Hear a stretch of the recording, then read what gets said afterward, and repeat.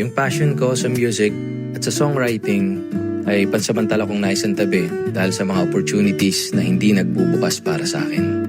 Pero kung meron akong isang bagay na na-realize, hindi ko pala kayang bitawan yung passion na to. Ngayon, naniniwala ako na ito yung tamang panahon para maibahagi ko na sa inyo ang aking musika. Pakinggan ang kwento ng aking musika dito sa Kwentong Kabarangay.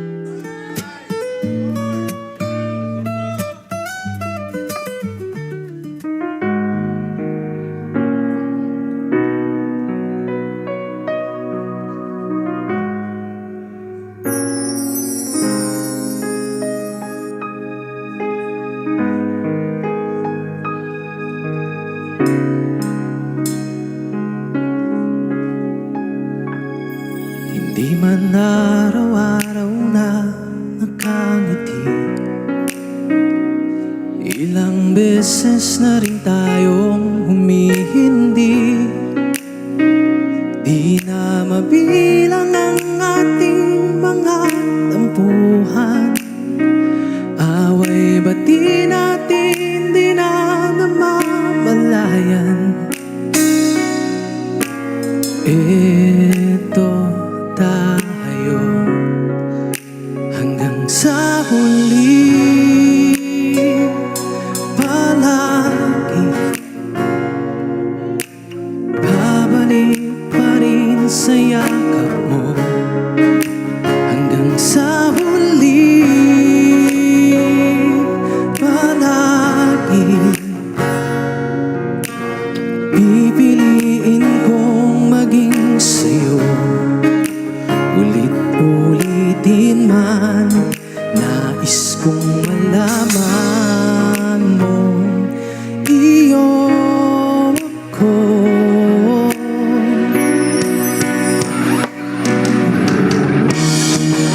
Sa pagdating ng ating pilak at ginto, diamante may abutin, ikaw pa rin aking bituin. Natatangi kong dalangin hanggang sa huling siglo.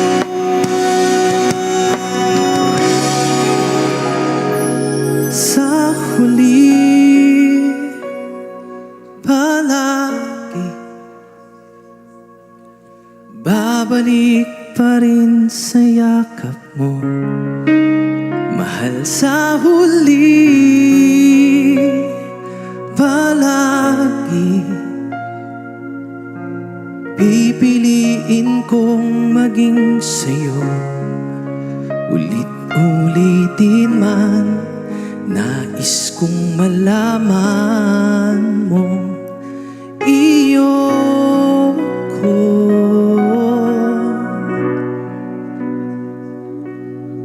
Palagi. Oh! Palakpakan naman natin ang ating mga magigiting na musikero, NGL Band and Chart Yumol. Good morning, guys! Good morning! Good morning, LT. Kasama natin sina Gerald, Gio, JM, Jasper at Ronald, okay? Ang ating pong paano basahin ko ngayon kanilang mga JM Deo Careza ang keyboard, yung ating si Gerald Drake Abuga ng ating lead guitar, si Gio Stanley Villavicencio ang ating acoustic guitar, si Ronald Tolentino ang ating bass guitar, and si Jasper po ang ating sa drums. Good morning, guys! Good morning.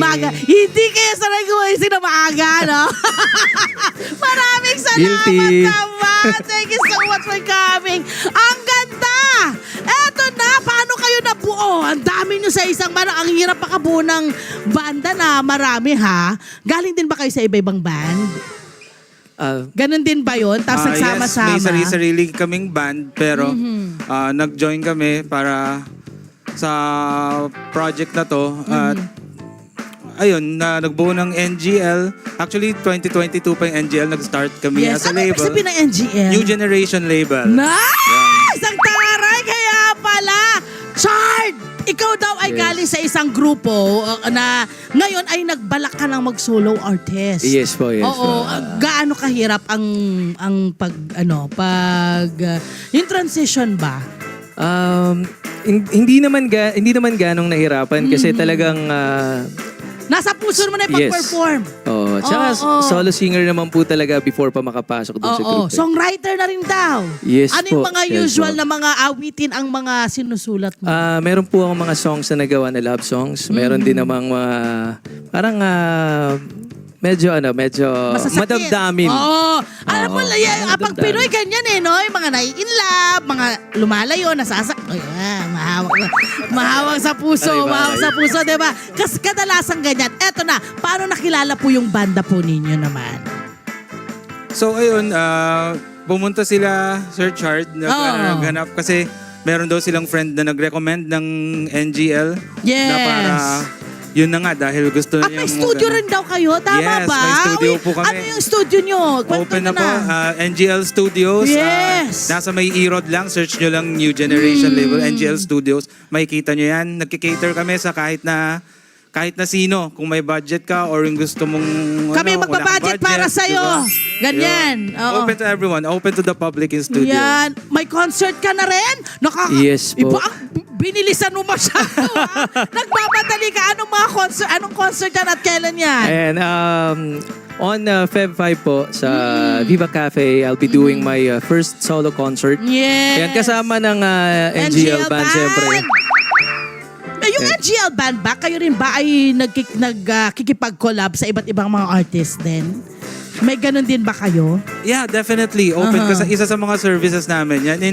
In Sir Richard's case, naghahanap Oo. siya ng instrumentalist at kailangan niya ng banda for something na para sa concert nga niya. Tapos yun, na-contact niya. Nag-go na agad. Yeah, Ang go na agad. Ang galing naman, no? May ganyan na ngayon. Dati ang hirap eh. Kasi kung singer ka lang, wala kang banda, paano yung lungkot? Oo. Diba? Ngayon, at least nandyan na. Parang pwede kayong kunin agad-agad. Ayan.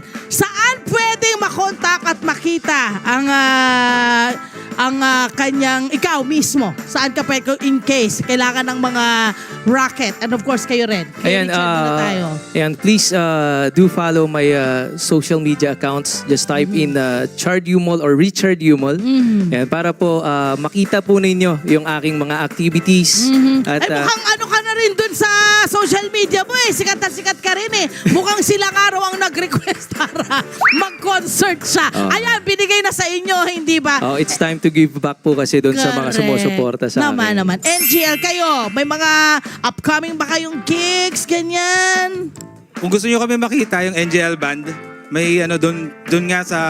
Nasabi niyo na ba yung date kung kailan yung concert? February 5, nandoon kami. Yes. Search nyo lang NGL Studios. Nasa Waze din siya. Nasa madali siya puntahan. Very accessible. It's in Erod, near Cubao lang. Hello po mga Kanet 25! Si Kuya Tony Pet po ito mula sa Love, Tony Pet and Everything. For more Love, Tony Pet and Everything updates, just click on our subscribe button and follow us on our Net25 social media pages at Net25 TV and at Net25 Entertainment Facebook. Magkita-kita po tayo!